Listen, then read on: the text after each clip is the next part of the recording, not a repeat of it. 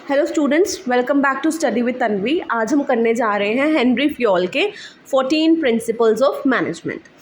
So children, हमें Henry Fayol ने कितने प्रिंसिपल्स दिए थे? 14 प्रिंसिपल्स दिए थे और अब इनको हम डिस्कस करेंगे। ठीक है, सबसे पहला जो प्रिंसिपल हेनरी फ्योल ने हमें दिया था that is division of work. अब according to this principle Henri Fayol क्या कहता है कि वर्क को हमें डिवाइड करना है इनटू स्मॉलर टास्क या स्मॉलर जॉब्स। ठीक है, एक कंप्लीट टास्क को स्मॉलर जॉब्स में डिवाइड कर दो और उस वर्क को या उस टास्क को एक ट्रेंड स्पेशलिस्ट जो उसमें कॉम्पिटेंट है, जो स्पेशलाइज है, वो ही परफॉर्म करेगा। ठीक है, सो उससे क्या होता है, हमारे को एक मिलती है स्पेशलाइजेशन, बिकॉज हर पर्सन उस काम में ट्रेंड है, वो अपना काम ही कर रहा है, स्पेशलाइज्ड वे में कर रहा है, कॉम्पिटेंट है, तो हमें एक ऑल ओवर क्या मिल जाती है, स्पेशलाइजेशन मिलती है। So according to Fayol the intent of division is to produce more and better work for the same effort. तो इंटेंट मतलब इसके पीछे का मोटिव क्या था कि हमें मोर और बेटर वर्क प्रोड्यूस करना है और एफर्ट्स हमारे सेम लगे, बिकॉज स्पेशलाइज पर्सन ही अपने अपने टास्क को परफॉर्म करने वाला है। सो यहाँ पे specialization it is the most efficient way to use human efforts. So in business work can be performed more efficiently if it is divided into special task. तो उसका क्या पॉइंट ऑफ व्यू था कि अगर हम वर्क को smaller task में divide कर देते हैं तो we can perform more efficiently, right. तो उससे हमारा एक तो एफिशिएंट भी रहेगा रिजल्ट और एक इफेक्टिव भी रहेगा result. So that's in a company we have separate department, जैसे फाइनेंस वो सिर्फ फाइनेंस में डील करेगा, मार्केटिंग वो सिर्फ मार्केटिंग में डील करेगा, ह्यूमन रिसोर्स वो सिर्फ ह्यूमन रिसोर्स में डील करेगा। सो इट मीन्स हर एक डिपार्टमेंट के अपने अपने स्पेशलाइज्ड पर्सन्स हैं, बट कलेक्टिवली काम तो वो ऑर्गेनाइजेशनल गोल्स के लिए कर रहे हैं ना, बट वर्क क्या हो गया, डिवाइडेड हो गया। आई होप इतना क्लियर हो गया। अब जो हमारे पास है next is authority and responsibility. अब देखो नेक्स्ट जो प्रिंसिपल है अथॉरिटी एंड रिस्पॉन्सिबिलिटी का है। अकॉर्डिंग टू फ्योल ने कहा है अथॉरिटी क्या होती है, it is the right to give orders. ये हम ऑर्डर्स दे रहे हैं, उसका हमारे पास क्या है, राइट है। And responsibility is corollary of authority, कि अगर आपके पास किसी चीज़ को करने की अथॉरिटी है ना, तो आप उस चीज़ के लिए अकाउंटेबल भी हो, आप उस चीज़ के लिए आंसरेबल भी हो towards the top management. So the two types of authority हमारे पास कौन कौन सी है? एक तो ऑफिशियल अथॉरिटी है which is the authority to command, कि जिससे तुम कमांड्स इशू कर सकते हो, ऑर्डर्स दे सकते हो, उसको हम बोलते हैं ऑफिशियल अथॉरिटी। और एक हमारे पास आती है पर्सनल अथॉरिटी। पर्सनल अथॉरिटी होती है जो इंडिविजुअल मैनेजर्स की अथॉरिटी रहती है, हर एक इंडिविजुअल के पास अपनी अपनी जो अथॉरिटी है, that is the personal authority. So authority देखो फॉर्मल भी है और इनफॉर्मल भी हो सकती है। ठीक है, अब देखो मैनेजर्स को क्या चाहिए, they require authority commensurate with the responsibility. मतलब हमारे पास अगर अथॉरिटी है तो उतनी ही हमारे पास क्या होनी चाहिए, रिस्पॉन्सिबिलिटी होनी चाहिए। अगर मैं तुम्हें सिंपल टर्म्स में बताऊँ, मैंने एक पर्सन को अथॉरिटी दिया कि ये काम तुम्हें करवाना है, बट मैं उसको रिस्पॉन्सिबिलिटी कोई नहीं दे रही उस काम की, तो will he be able to do that work? तो आंसर इज नो, वो नहीं कर पाएगा, बिकॉज अथॉरिटी तो है बट वो अकाउंटेबल नहीं है उस चीज़ के लिए। ठीक है, बट हाँ अगर मैं उस पर्सन को क्या कर रही हूँ, रिस्पॉन्सिबिलिटी दे रही हूँ कि ये काम तुमने करना है, बट उसको मैं रेलिवेंट अथॉरिटी नहीं दे रही, अगर उसके पास अथॉरिटी नहीं है तो वो अपने अंडर जो उसके एम्प्लॉयज़ हैं उनसे काम करवा ही नहीं पाएगा। तो इससे हमें एक चीज़ समझ में आती है कि authority and responsibility they go hand in hand. अगर आपके पास अथॉरिटी है तो आपको रिस्पॉन्सिबिलिटी भी आपकी समझनी चाहिए, और अगर रिस्पॉन्सिबिलिटी है तो रेलेवेंट अथॉरिटी भी होनी चाहिए। So there should be balance between the both. So at the same time तुम्हें समझ आ गया, अथॉरिटी के साथ रिस्पॉन्सिबिलिटी और रिस्पॉन्सिबिलिटी के साथ अथॉरिटी तो चाहिए ही चाहिए है। ठीक है, अब देखो बच्चे नेक्स्ट हमारे पास है डिसिप्लिन। थर्ड जो उसने हमें प्रिंसिपल दिया है दैट इज़ डिसिप्लिन। अब डिसिप्लिन देखो, किसी भी ऑर्गेनाइजेशन के अंदर अगर एम्प्लॉयज़ ओबीडियंट नहीं है, दे आर नॉट डिसिप्लिन्ड, तो ऑर्गेनाइजेशन फेल हो जाएगी। ठीक है, so discipline is the obedience to organizational rules and employment agreement. जब हम एम्प्लॉयमेंट कॉन्ट्रैक्ट में एंटर करते हैं, जो हमारी एग्रीमेंट है हमें उसके साथ ओबीडियंट रहना पड़ता है, हमें ऑर्गेनाइजेशन के रूल्स को फॉलो करना पड़ता है for the working of the organization. So according to Fayol discipline is required at all the levels, चाहे वो टॉप लेवल है, चाहे वो मिडिल लेवल है, चाहे वो लोअर लेवल है, तो हर एक लेवल पे हमें डिसिप्लिन होना ही चाहिए। ठीक है, suppose management and labour union have entered into agreement whereby workers have agreed to put in extra hours without additional payment. In return management has promise to increase wages when this mission is accomplished. तो यहाँ पर देखो क्या वो example देने की कोशिश करा है कि मैनेजमेंट और लेबर यूनियन एक एग्रीमेंट में एंटर हो गए, वहाँ पे वर्कर्स को बोला कि तुम एक्स्ट्रा आवर्स काम करोगे बट तुम्हें उसके लिए एडिशनल पेमेंट कोई नहीं मिला जाएगा, ठीक है। इन रिटर्न मैनेजमेंट ने प्रॉमिस क्या कर दिया है कि हम तुम्हारी वेजेस को बढ़ा देंगे व्हेन हमारा ये मिशन अकम्प्लिश हो जाएगा। So here discipline when applied would mean that workers and management both honour their commitments. तो यहाँ पर डिसिप्लिन अप्लाई करने का क्या मतलब है कि जब वो काम पूरा हो जाए तो वर्कर्स और मैनेजर्स दोनों ही अपनी कमिटमेंट को क्या कर रहे हैं, अप्लाई कर रहे हैं। ना वर्कर्स अपने काम से पीछे हटे और ना मैनेजर्स ही अपनी जो उन्होंने डिस्कस किया है कि हम ऐसा करेंगे, इंक्रीज करेंगे वेजेस, उस कमिटमेंट से पीछे हटे। So this is known as discipline, कि रूल्स को फॉलो करो, अपने एग्रीमेंट्स के साथ अबाइड करो। So this all comes under discipline, right. अब next is very important principle जो उसने हमें दिया, that is your unity of command. अब यूनिटी ऑफ कमांड में क्या कहता है फ्यूल कि there should be only one and only one boss for every individual employee. अगर मैं कहूँ एक एम्प्लॉई है, उसको ऑर्डर्स 4 हेड से मिल रहे हैं, तो प्रॉब्लम क्या होएगा, वो काम ही नहीं कर पाएगा, किसका बात सुने और किसकी बात ना सुने, ठीक है। तो वहाँ पर कन्फ्लिक्ट्स राइज होएंगे, डिलेज राइज होएंगे, और इवन जो ये सुपीरियर्स के अंदर भी क्या हो जाएंगे, क्लैशेस हो जाएंगे कि इस पर्सन ने मेरे को अवॉइड करके उस पर्सन का काम कर दिया। तो यहाँ पर फ्यूल वाज वेरी क्लियर कि हमें क्या करना है कि एक एम्प्लॉय है तो एक ही पर्सन से उसको ऑर्डर मिलेगा, उसका one and only one boss रहेगा, ठीक है।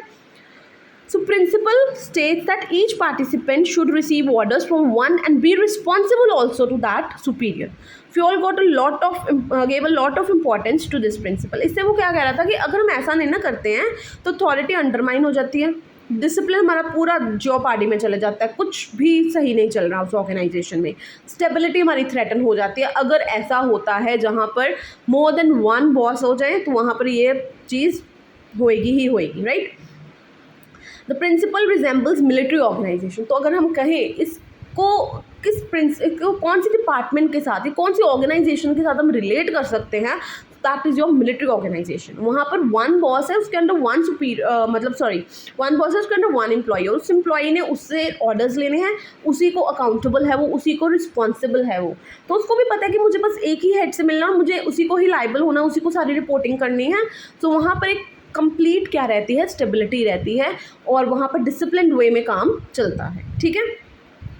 अब देखो उन्होंने एग्जांपल दिया है, suppose a sales person is asked to clinch a deal with buyer and is allowed to give 10% discount by the marketing manager, ठीक है। मैनेजर कहता है कि सेल करो, मार्केटिंग मैनेजर कहता है 10% डिस्काउंट दे दो, बट फाइनेंस डिपार्टमेंट क्या कहता है 5% से ज़्यादा मत दो।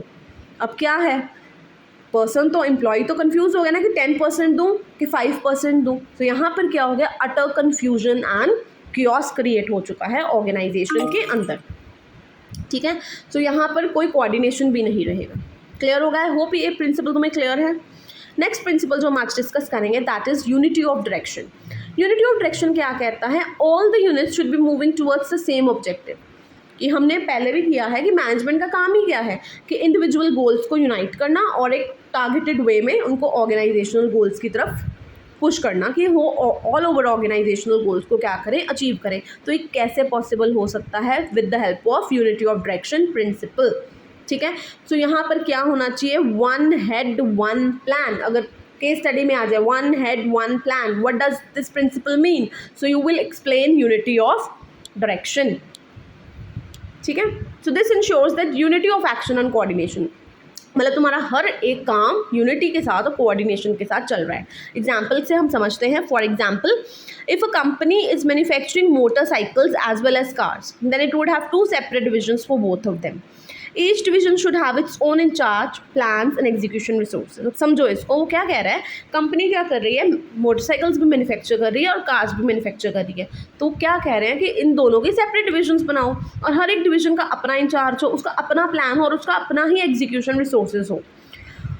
On no account should the working of 2 divisions overlap. कैसे किसी भी कीमत पर उन दोनों डिपार्टमेंट्स की, बाइक्स की और कार्स की डिपार्टमेंट की ओवरलैपिंग नहीं होनी चाहिए वर्क की। वो अपना काम करें और वो अपना काम करें, ठीक है। क्लियर हो गया? Next is subordination of individual interest to general interest. अब वो क्या करते हैं कि जब हम बात करते हैं एज अ होल ऑर्गेनाइजेशन की, तो ऑर्गेनाइजेशनल गोल्स हमेशा प्रायोरिटी में रहते हैं as compare to your individual interest. ठीक है, सो हमेशा किसका इंटरेस्ट हमने ऊपर लेकर चलना है, अपना नहीं, पर्सनल नहीं, ऑर्गेनाइजेशन का interest is always at the top level. So every worker has some individual interest, the company has its own objectives. ठीक है, हर एक पर्सन का अपना इंडिविजुअल इंटरेस्ट है, कंपनी के अपने ऑब्जेक्टिव्स है। For example, company would want to get maximum output from its employees at competitive cost. वो कहते हैं कि हमें एम्प्लॉय रखा, सैलरी हमें कॉम्पिटिटिव हो, हमने इससे मैक्सिमम आउटपुट लेना है। On the other hand, employee may want to get maximum salary. अब एम्प्लॉय कहेगा नहीं जी, मुझे तो सैलरी अच्छी चाहिए और काम मुझे कम करना पड़े। So in another situation, an individual employee may demand some concession which is not admissible to any other employee. अब वो क्या कह रहा है, अनदर सिचुएशन ले रहा है कि एक इंडिविजुअल एम्प्लॉय कह रहा है मुझे कुछ कंसेशन दे दो, जो बाकी एम्प्लॉइज़ को मैं नहीं दे रही, मेरी ऑर्गेनाइजेशन बाकी एम्प्लॉइज़ को वो कंसेशन नहीं दे रही है। May be any sort of concession कि जो उसने पार्ट टाइम करना है, या उसको सेम सैलरी में वो कहे मुझे लेस वर्किंग आवर्स दे दो, या मुझे इस दिन ऑफ दे दो, कुछ कंसेशन स्पेशल वो मांग रहा है, बट वो कंसेशन बाकियों को अवेलेबल नहीं है। सो अब इन ऑल सिचुएशंस में क्या करेंगे, कंपनी देखेगी कि इंटरेस्ट ऑर्गेनाइजेशन का क्या है, वो पहले रखा जाएगा, फिर डिसीजन लिया जाएगा। तो हम इंडिविजुअल इंटरेस्ट, हर एक के इंडिविजुअल इंटरेस्ट के अकॉर्डिंग ऑर्गेनाइजेशन नहीं चलाएंगे, हम उनको ध्यान में ज़रूर रखेंगे, बट हमेशा ऑर्गेनाइजेशनल इंटरेस्ट क्या करेगा, सुपरसीड करेगा।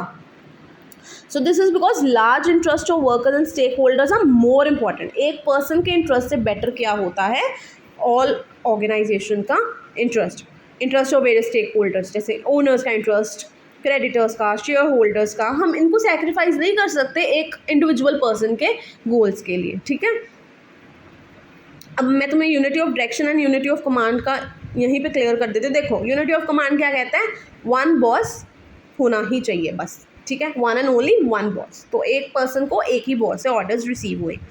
यूनिटी ऑफ डायरेक्शन क्या कहता है कि each group of activities having same objective must have one head and one plan, कि जो एक्टिविटी सेम है ना उनका one head and one plan. जैसे हमने किया था, मोटरसाइकिल की एक्टिविटी सारी सेम होंगी, कार्स की एक्टिविटी सारी सेम होंगी, तो हमने उनके हेड्स बना दिए और उनका अपना अपना प्लान बना दिया। ठीक है, उस हेड का अपना प्लान चल रहा है और उस हेड का अपना प्लान चल रहा है, दोनों ओवरलैप नहीं कर रहे, तो वो कहता है वन हेड वन प्लान होना चाहिए। अब यूनिटी ऑफ कमांड का एम क्या रहता है, डुअल सबऑर्डिनेशन नहीं होती, दो एम्प्लॉइज़ एक हेड मतलब एक बॉस के अंडर मतलब नहीं हो रहे हैं, या एक जो एम्प्लॉई है वो मोर देन वन बॉस से ऑर्डर्स रिसीव नहीं कर रहा, कुछ ऐसा नहीं है वहाँ पर। ठीक है, और यूनिटी ऑफ डायरेक्शन में देखो ओवरलैपिंग ऑफ एक्टिविटीज़ नहीं हो रहा, सब अपना अपना अकॉर्डिंगली काम कर रहे हैं। ठीक है, unity of command individual employee को इफेक्ट करता है, क्योंकि देखो अगर वो एक एम्प्लॉय को दो पर्सन से ऑर्डर रिसीव हो रहा है तो इफेक्टेड तो वो इंडिविजुअल एम्प्लॉई है, लेकिन unity of direction entire organisation को करता है। ठीक है, कि अगर हम एक हेड एक प्लान लेकर नहीं चल रहे तो हमारी तो ओवरलैपिंग होएगी काम के, ओवरलैपिंग के कारण सारा का सारा सिस्टम क्या हो जाएगा, हिल जाएगा। आई होप तुम्हें यहाँ तक फ्यूल के प्रिंसिपल्स क्लियर है। नेक्स्ट प्रिंसिपल्स नेक्स्ट पार्ट में आएंगे। Do like and subscribe my channel for more such videos.